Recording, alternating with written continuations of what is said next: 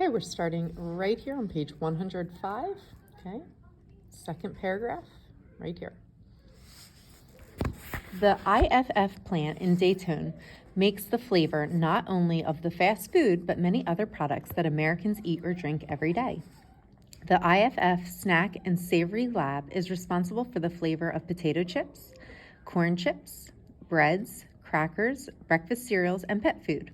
The confectionery lab devises the flavors for ice cream, cookies, candies, toothpastes, mouthwashes, and antacids.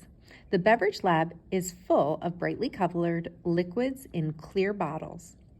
It creates the flavor for popular soft drinks, sports drinks, bottled teas, and wine coolers, for all natural juice drinks, organic soy drinks, and malt liquors.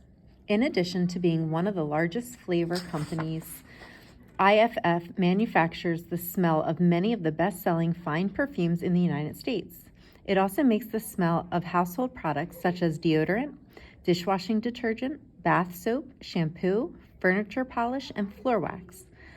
All of these aromas are made through the same basic processes, mixing different chemicals to create a particular smell. The scientific principles behind the smell of your toothpaste are the same as those behind the taste of your TV dinner. So if you want to stop there or pause and write a few notes down, you can. Next section, tasty. The aroma of food can be responsible for as much as 90% of its taste. Scientists now believe that human beings acquire the sense of taste as a way to avoid being poisoned. Edible plants generally taste sweet, deadly ones bitter. Taste is supposed to help us tell the difference between food that's good for us and food that's not. The taste buds on our tongues can detect the presence of a dozen or so basic tastes. Some of the more common tastes are sweet, sour, bitter, pungent, burning, warm, salty, astringent, metallic, and umami. A taste discovered by Japanese researchers, a rich and full sense of deliciousness triggered by foods such as meat, shellfish, mushrooms, potatoes, and seaweed. Although our taste buds can detect about a dozen basic flavors, our noses are far more sensitive. When your nose isn't clogged or stuffy, you can smell thousands of different chemical aromas. Indeed, whenever you eat something, the flavor you taste is mainly the smell of gases being released from what you've just put in your mouth. Okay, there's a picture of the human taste bud.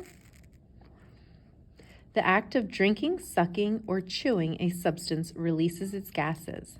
They flow out of your mouth and up your nostrils, or up the passageway in the back of your mouth to a thin layer of nerve cells called the olfactory epithelium. It's located at the base of the nose, right between your eyes. The brain combines the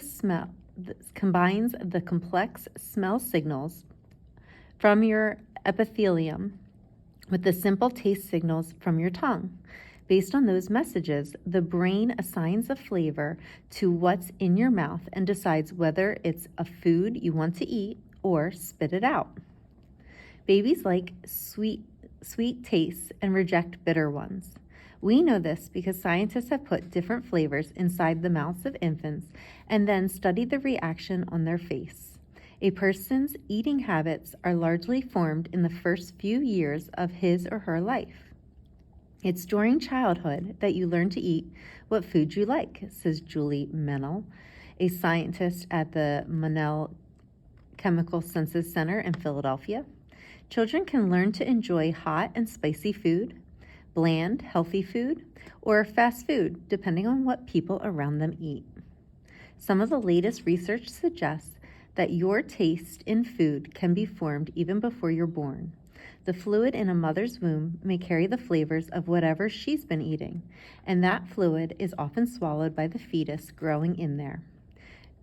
Julie Manella conducted an experiment on how tastes are formed, studying mothers who drank carrot juice while pregnant or breastfeeding. She compared babies whose mothers drank carrot juice with those whose mothers did not. All of the babies were given cereal mixed with water and then cereal mixed with carrot juice. The babies who had learned the taste of carrot juice from their mothers, either from breast milk or from amniotic fluid, liked the carrot juice cereal combination much more than the other babies did. You probably have to be fed carrot juice at an early age before you're old enough to say no in order to want it in your cereal. In another experiment, Manella proved that babies can learn to like formula that tastes disgusting if they drink it at a very young age.